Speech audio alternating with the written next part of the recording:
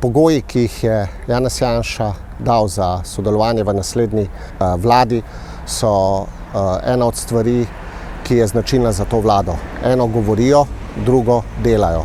Totalitarne režime je treba obsoditi, pravi. Ja, vendar pa ima ta vlada nastavke totalitarnosti v svojem delovanju. Vsakogar, ki to vlado kritizira, ki ne dela tako, kot vladni možje želijo, se tako ali drugače kaznuje. Spomnimo se STA, spomnimo se vodilnih policistov, ki so dobili opomin pred odpovedjo delovnega razmerja in še bi lahko naštevali. Drugi pogoj je, da je treba delati v korist ljudi in države, ne za lastne interese. Se strinjamo in v LMŠ-ju smo to v našem mandatu tudi dokazali.